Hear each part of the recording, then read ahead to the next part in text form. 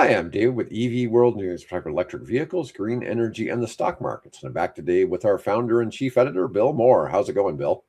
I'm doing well for an old fart. I just had a medical and Uh-oh. yesterday, and I got the blood work back, and all's good. So you guys got me around for a little longer, I'm afraid. That's great. Great.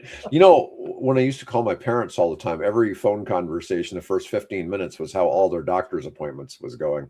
And that got really old fast, So Yeah, we'll skip I that part. promise that's the last time I'll talk about it There we for go. at least a year because I have to go back, in a year and so on and so on. Next year. Nice, nice. All right. We were talking a little bit on Tuesday about the whole water shortage in Iran, and it's like this is just like blowing up. I don't know how much of this is on the U.S. news. I find lots of it on information about it on YouTube and stuff like that. Well, that's where I'm getting my news. As I was explaining before we went live, I actually a girlfriend of my wife, who she grew up with in Idaho, married a Iranian man who still has family over there, and so I heard from her that it's pretty serious over there, and they're actually apparently having to relocate because it's become so dangerous. Yeah. Well, hopefully this. The thing is, even if they overthrow, the ruling Mullahs, Muslim clerics or yeah. whatever, that still doesn't solve the water problem. Oh no! I mean, I don't know how. The chants are now Khomeini will go, Pahlavi will come. Pahlavi being the son of Reza Reza Pahlavi. Pahlavi, Yeah. the former I've been Shah. like investigating to see if I used to be friends with him. No, I told you, I used to stay with people who were ministers under the Shah that I have as friends in the DC area. Yeah. And so I'm always just kind of like, I wouldn't be surprised if I haven't met this guy at some point and just nobody told me who he was. Yeah. Kind of thing, because I kind of I look at the news and it's like, when the Shah left in 79, I think it's 79, he was 17 years old. He was a teenager. And now, of course, 45 years later, he's in his 60s and an old guy like me. It is. I don't know how they're going to address the problem. I think just first of all, they need to stabilize the country and have. I don't know how you're going to handle it. You got 45 years of oppressive, theocratic government that thought they could, mold people into their image, and it's going to be tough. Now, can you be talking about grooming? No, don't discuss that, Bill. Yeah, okay, I won't go there. All right. Anyway, so it's not going to be solved overnight just because the Pahlavi family and their retinue of followers, get off an Air France flight or whatever, like the original Khomeini. That they've got a hell of a job ahead of them, and I do not envy them. I hope that the U.S. and Israel and other European countries will get in there and start helping them out. Yeah, I knew, like I said, I knew the Minister of Education. His last name was Samadzadeh. Okay. Yeah. Anyways, good folks. I actually have gotten really fond of Persian food as a result of that. And if I see Persian food in different places, I like to go there. In fact, of all the Middle Eastern types, that's my favorite. Probably, yeah. I would probably say that. In fact, what did I have? I have some food from where were they from? No, they weren't Turkey. Where did they? Oh, I think they were from Syria. They were Syrian refugees, and I thought, well, rice and raisins and fruit and lamb and so on. I think that's basically Persian. There's at the right by the Orlando airport at the Lake Nona exit, which is one exit east of the airport. There's right off the exit. There's a fantastic Turkish restaurant there in a little park that I recommend to anybody. So I get people all the time asking me for recommendations on where to stay if they're going to the National Tennis Center, which is also at that exit. And I'm always saying you've got to visit this Turkish restaurant. This place is Where phenomenal. was it? It's so if you're at the Orlando airport, you go one exit east on the freeway. Oh, okay. Like you're heading towards Cocoa Beach. Right. It's the next exit. It's the Lake Nona exit, and if you exit south on the exit, there is a whole bunch of hotels. A great there's a great entertainment district right there that I recommend it over going into Orlando proper. It's just a nice experience. You could just hang out there for a week in this little entertainment district and try out all the different restaurants and different things. There's just a lot to do there. Yeah. And there's a top across the freeway. There's a Top Golf, and on the other side of the Top Golf is the National Tennis Center. It has 100 courts. Every court live streams. So when I play tennis tournaments there, I can let people know. I usually have a couple of WhatsApp groups I'll send my court numbers to, and then I'll go on the National Tennis Center website and watch the match. Yeah. Cool. And it's very nice for them to see that. We don't talk about it on here. I'm actually a pretty decent tennis player. Yeah, I know. I don't know why I'm off on talking about. Bill and on tangents. We started out talking about about the situation in Iran and the water situation, and then it's changed over to Iranian food, right? And then Turkish food. And now I'm telling people where a restaurant I recommend in Orlando. So, anyways, this was supposed to be a plug. Okay, all right. Orlando, but back to EV World stuff. The thing is, this guy hates McDonald's, so this would be a really big upgrade from. Oh, okay.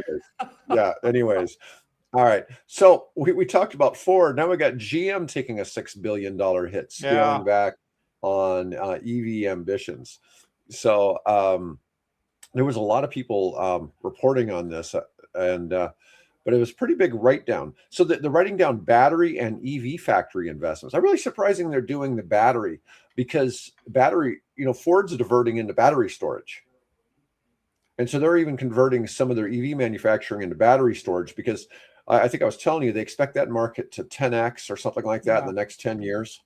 Well, if my mind remembers correctly, they don't actually manufacture the batteries. They buy the batteries from the people doing the assembly for them is LG Chem. So it may be that they're just reducing either the research into new batteries or how many they're going to end up buying from their supplier. So that would probably and if they're reducing the amount of research into new models and sort of consolidating production of where they've been at a couple different sites, it can bring them all down into a single site and economize there, lay off extra shifts, things. So that's the kind of thing I think they're probably looking at. What's kind of interesting about a lot of this is we know that Ford's best-selling vehicle is the F-150, right? And they didn't go that well as an EV for them. But 10 years from now, looking into the future, there's still going to be a market for full-size pickups.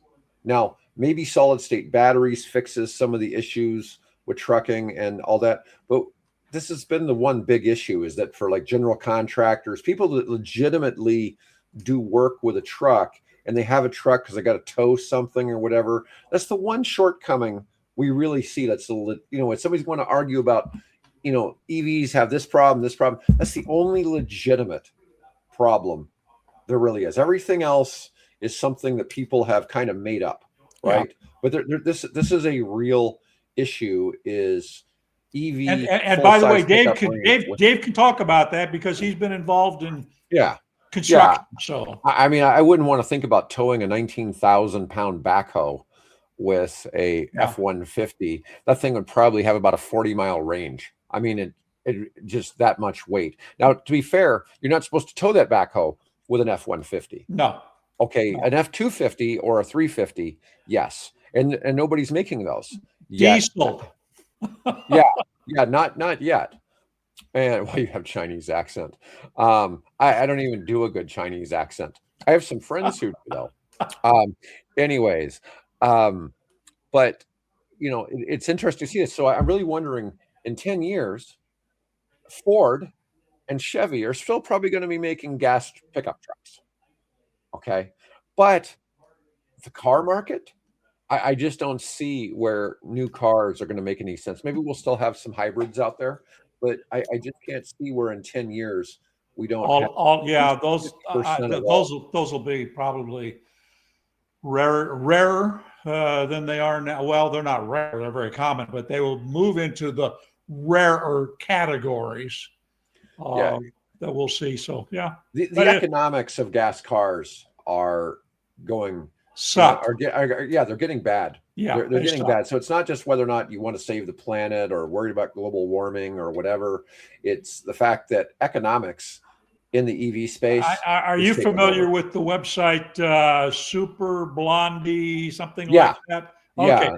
And they always, it's like almost every day, they have an article about this driver discovered what the economics of an EV are really like, you know, those kind of headlines.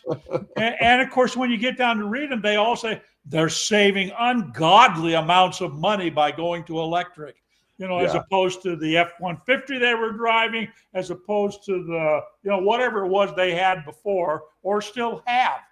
You know, well, look at what we were talking about with the Chinese cement mixing company that had the battery swapping technology. Right. They had reduced their operating expenses by 75% on fueling and maintenance. Yep. By switching all those in a cement truck. And cement trucks. Yeah, and then they were swapping out the battery in like 4 minutes. Yeah. And just crazy to see. That's hardly enough time for the driver to get off and have a cup of coffee, you know. No, you're going to stay with your vehicle probably for that whole process. Yeah. But anyways, we're going to move on. Meta, or Facebook, as most people know it. Facebook. I thought you'd see this one. Oh, yeah. They signed a 6.6 gigawatt purchase for AI data centers. So 6.6 gigawatts of power from nuclear.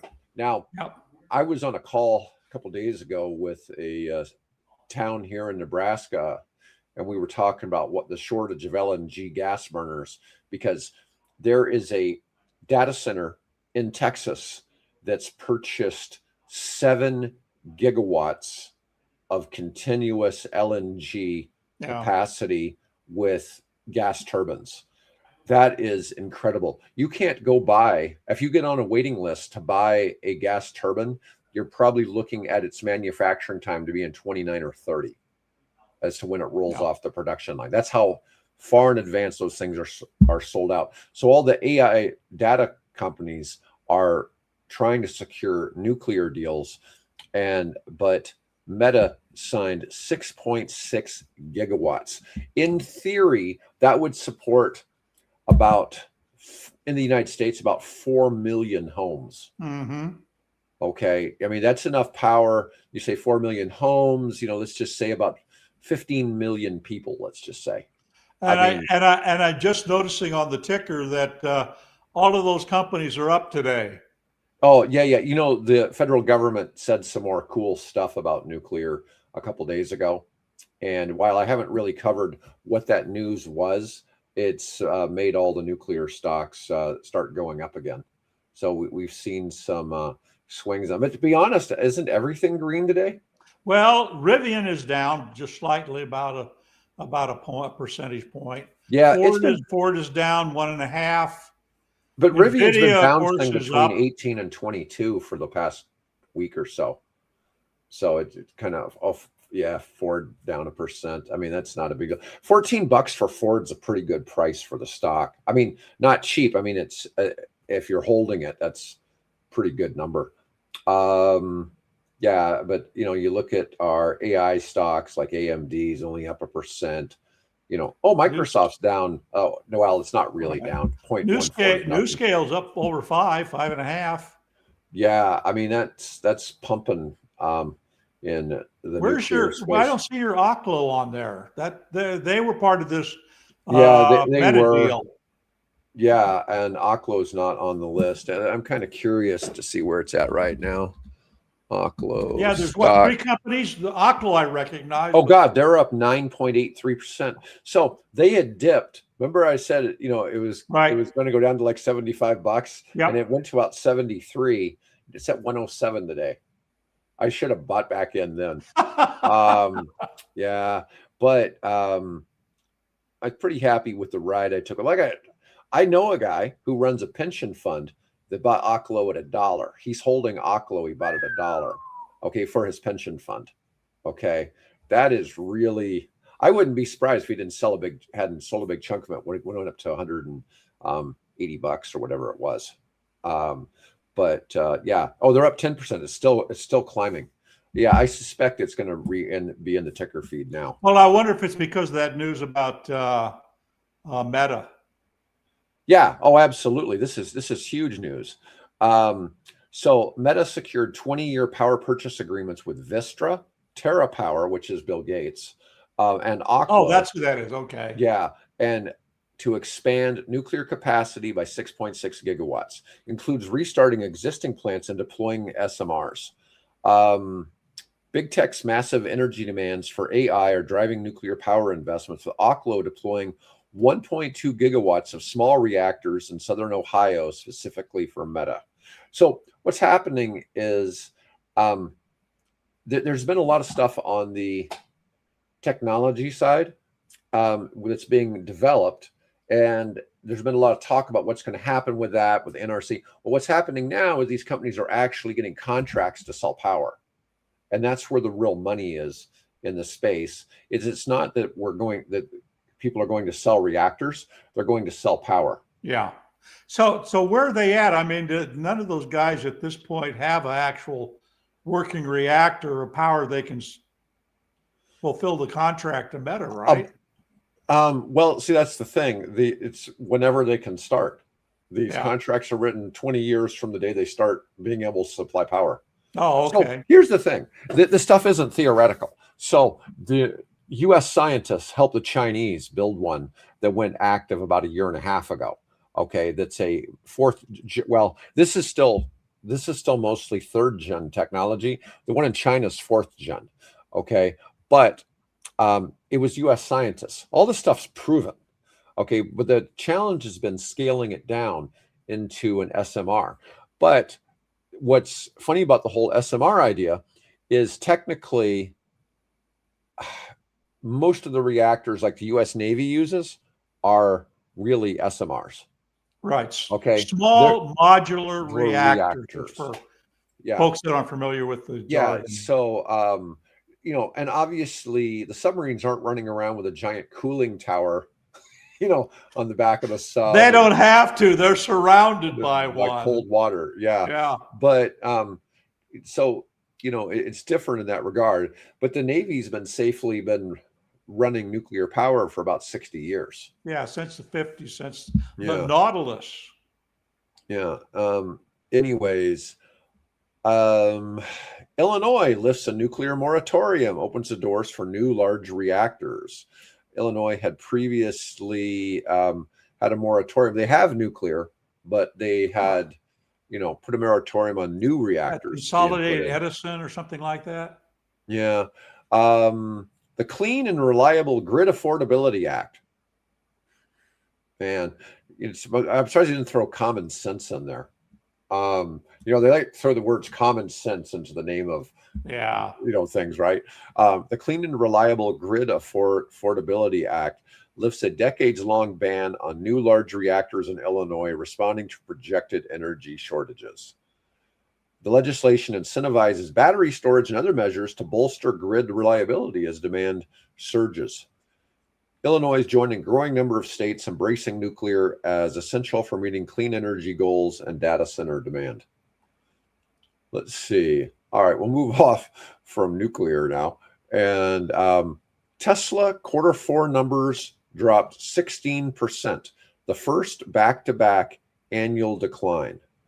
Tesla only delivered, this is for the fourth quarter, 418,000 vehicles, down 16% year over year, total of 1.64 million for the year, the second consecutive annual decline. Obviously, Tesla moved into number 2 in the world behind BYD for total production. BYD, 2.26 million vehicles for the year. Yeah. Now, I wonder, though, I bet you Tesla did a lot more dollar volume in those sales, though, than BYD, probably by almost double. I mean, a lot of those BYDs are $10,000 cars. Right. You know, they do have more expensive stuff, but a lot of that is really inexpensive compared to, you know, Yeah, US. the seagull and the sea lion, or whatever those various models are. Yeah. I don't know what it is, but I would bet that Tesla probably did double the dollar volume in car sales that BYD did, just because their cars are so much more expensive. Despite the weak delivery numbers, analysts predict 11.6% revenue growth and 42% earnings growth in 2026. 42%, suggesting the market is looking beyond vehicles to AI and robotics.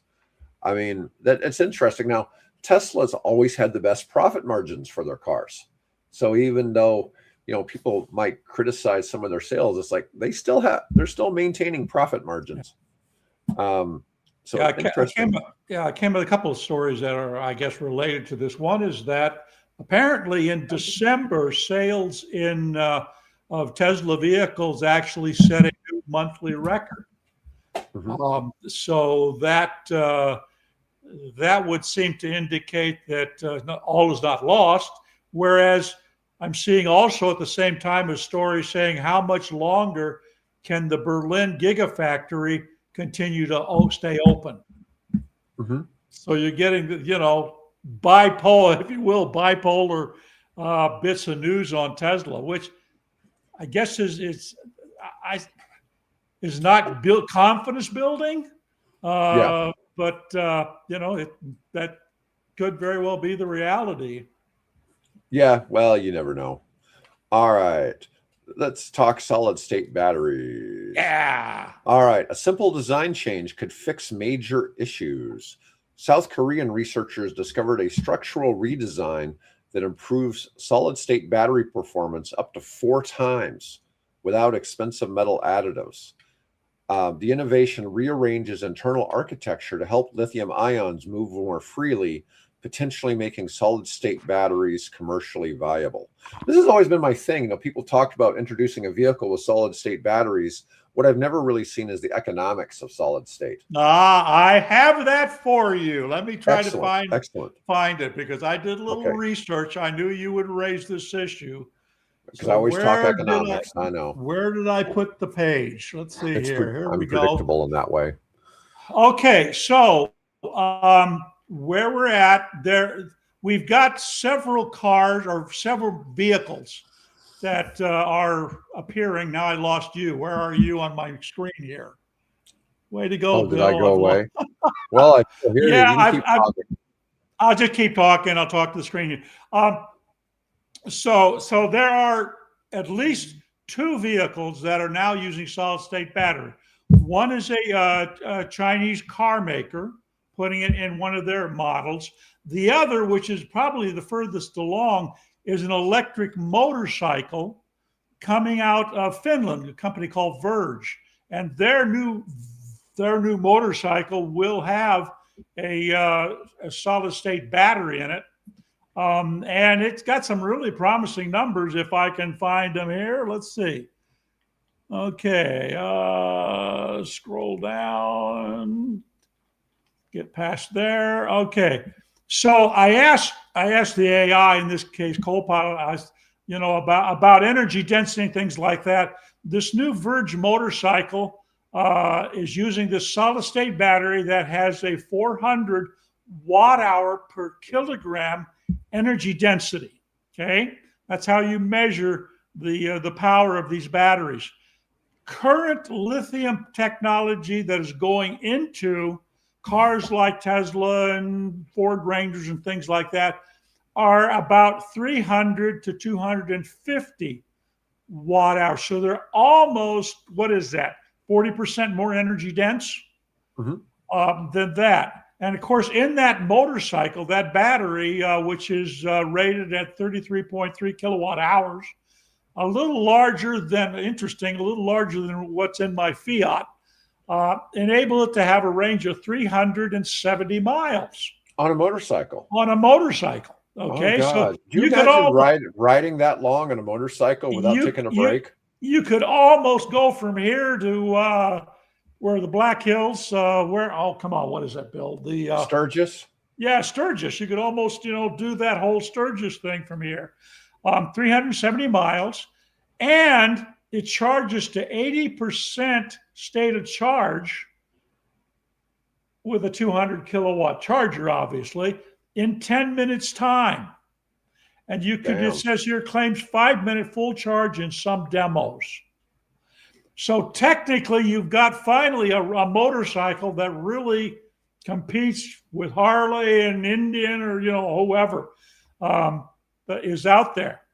Now, on the question of cost, this is really interesting because I know this has been one of kind of your concerns, rightly so. Let me get down here. So lithium batteries right now range from $100 to $150 per kilowatt hour. Okay? That's where we're at. Solid state ranges from $800 to $1,200 per kilowatt hour. So it's 8 times more expensive than lithium battery technology. However, that's projected during the 2028 to 2030 timeframe to drop to 80 to 200 dollars per kilowatt hour. So we could, let's say here within, close to within the decade, before the decade closes out, we could start to see that become really competitive with lithium. And when it does, you're going to see the manufacturers start to switch over because it's so much cheaper, it charges so much faster, and it's so much safer. They don't burn up like lithium does. So that's a little bit of research I did on it this morning. Well, it's not that they don't burn. They don't have the electrolytes that burn, right? There's something. No, there are no combustible things in the battery. It's the electrolytes in the battery that are the combustible element of lithium. Part. Yeah. There are no such. Yeah. In fact, that's where actually the Korean breakthrough is that by rearranging the materials in that solid electrolyte enables the ions to pass back and forth between the anode and the cathode much freer, which allows it to charge faster, allows it to have greater energy density, and so on. So that's their breakthrough. So it should actually bring the cost significantly down from where it is right now. Great. All right. Let's see. All right. Elon Musk's Grok AI controversy has caused the UK to consider banning the X platform. Musk's the XAI chatbot that Grok uses faced backlash because it generated sexualized deepfake images of real people, prompting restrictions on image generation. Now, this is what my system said. The real truth is that people were using it basically to make child porn. People were figuring out, and I'm just like, is there not a way to just kick those people out? I mean, better to do with your time. Yeah. Right. Yeah. But anyways, Keir Starmer, the Prime Minister of the UK, stated a ban on X is on the table due to Grok's misuse, representing the most serious regulatory threat to Musk's social platform. Well, in the UK, you don't have free speech. So this is this is X's it's not guaranteed. Yeah. I mean, they regularly you can post stuff. They have police go around. I think they've had something like 12,000 people put in jail for stuff they posted on things like Facebook and other social media platforms that somebody was offended by. The controversy highlights the regulatory challenges facing AI image generation and could impact Musk's broader tech empire and political influence. Well, this issue with the video, there's a lot of things that are kind of disturbing about video. You probably saw, I'm sure you've seen the video of that woman that hit the ICE officer and he shot her, right? I've already seen AI deepfakes on that. And it's kind of, the thing is, video seems like proof of something, right? Not anymore. It's just not anymore. And it's so easy to I'm actually kind of sick of seeing these things. Hey, look at Joe Rogan's reaction to whatever, and they have a clip of Joe Rogan, and the video has nothing to do with Case Joe. in point. Remember last time we were on, I was talking about 3I Atlas, right? Mm-hmm. This object in space.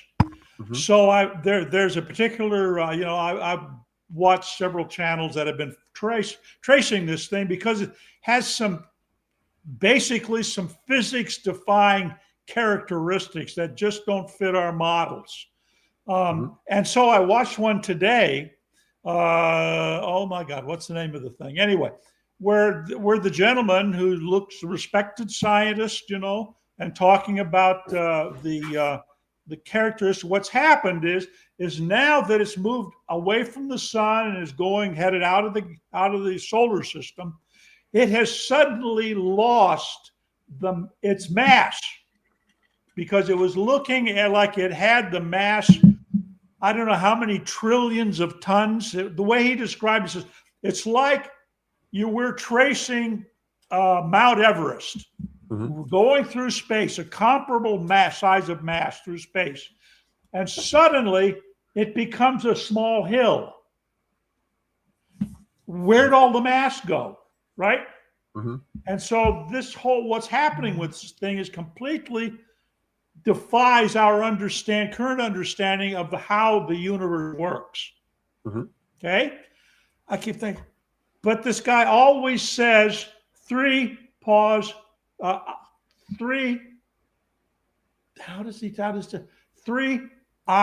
Atlas. It's like I would normally say 3I Atlas. Anytime I see that where they're talking about they're having a trouble linking numbers, I know that's AI. So I got to looking, and sure enough, this is a whole AI thing that's put together, but it looks real. It's like, I am real, folks. I'm not AI talking right now. Right. But you can't, it's so realistic, except for the phrasing of what he's saying. And it's only in how he identifies this stellar object, or not stellar, this object out in space. That is the clue. It's that real. Mm-hmm. Yeah. Well, there's obviously a lot of deep fakes going on. I mean, it gets old. I mean, I like to follow health information from a Dr. Peter Attia, and then I see videos and they're using his voice, but it's not him. It's not him. Yeah, and they're producing their own content. Another one is George Will, the conservative commentator. Yeah. There's this whole channel of George Will talking about current political situation, with Epstein and all that mess. It's not George Will, and same way with George Conway, the former husband of, whatever her name was, with the first Trump administration. Kellyanne Conway, her husband, who's now running for Congress, I think, in the state of New York. I'm thinking, wow, this is amazing. It turns out, nope, it's not Jim, not George, it's all AI. Yep. Yeah, it's pretty easy to digitize somebody's voice. Oh yeah. I shouldn't say it's. I mean, it takes work, but it's doable. It's doable, and it's doable really accurately, really accurately. And some of it though is you catch the inflections of the person's personality in it, and some of that is a bit of a challenge. No, but anyways, all you got to do is, there's enough video out there. I suppose if somebody wanted to, duplicate you and me and have us say crazy stuff, that'd be. We already do that. We already do that. Well, we already do the crazy stuff. Yeah. Anyways, all right. So we've talked about battery storage in the U.S. So the grid storage market has actually become oversupplied now.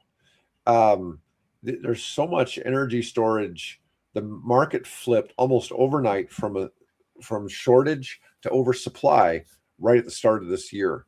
Oversupply may lower costs. It also signals potential market consolidation and pricing pressure on battery manufacturers. There's a lithium demand revival. The storage boom is strengthening the demand for lithium, which there's no shortage, like we always say, there's no shortage of lithium mining. It's just that the price keeps dropping. Yeah. All right. talked about that one. All right. Kia has a new EV2. Yeah. Yeah, let's take a look at this one. Looks like a small, what is that? The Jeep model. You know, Jeep has that one Compass or whatever it's called. Oh, yeah, it's a pretty good comparison. Yeah, Yeah, a little, obviously a little more boxy. Doesn't have the famous Jeep, you know, round headlights and all that kind of stuff. But I like it. It's an attractive car. A lot of your Kia and Hyundai models have this look now. But what do we get here? 42 kilowatt battery. Let's see, 42 or 61 kilowatt hour batteries. Let's see what we get here. 10 to 80% charging in 30 minutes. Vehicle to load. Yeah, it was revealed at we say that it's revealed at the Brussels Motor Show, and from what the speculation is, it currently will not be available to U.S. buyers. It'll be available to manufactured. Oh gosh, Slovenia or somewhere like that. It'll be manufactured in Europe. Yeah. It's shorter than the Volvo EX30. Should be easy to park. It's 60 inches tall, about 71 inches wide. There are smaller cars out there like the Hyundai Enster, which we don't have it over here. Right. Let me see. What specs did they reveal? I'm trying to see if they revealed anything other than just the battery size. Yeah, I think the expected range. The small battery, 317 miles. Oh, no, I'm sorry, kilometers. Kilometers, yeah. The bigger battery, 448 kilometers. Yeah. Let's see here. Which 200, the first one's somewhere, around 170 miles, and the other one, 400, would be somewhere just over, close to 300 miles. Yeah, about that. Let's see. And not a whole lot of other information they really revealed. No, I think I saw the speculation is going to be somewhere around 30,000 euros in that area. Yeah. Well, probably not going to be announced for the U.S. market. Yeah, we're such EV haters over here in the U.S. I guess I can see that. Yeah, if you're a car company, if I were a car company, I was going to start building EVs. I wouldn't do it here. No, I wouldn't aim for this market. No, it's really sad how the U.S. is. All right, Bill, did you have anything else you wanted to cover today? Oh no, I'm good. That's a give people a break. Give them a break. I'm working all kinds of things. I'm using AI to start generating illustrations for the children's book that I'm writing. No, that's fascinating. Yeah, so good fun time. Yeah, it's a challenge getting all that right and making the illustrations do well. Yeah, I couldn't get it. I couldn't get AI to understand my request, right? So I thought, all right, I got to do this the old-fashioned way. So I grabbed a bunch of photographs off of the Google image section and sort of cut and pasted them together, right? Kind of like a collage, and said, now, here's what I want you to do. And it did it finally. So if you're interested, go follow my Facebook page and you'll see the journey that I'm on creating this book called Be Bright and the Journey to the Sun. I think you'll find it interesting. Yeah. All right. Well, folks, thanks so much for watching. We'll be back next week. Otherwise, everyone have a great day.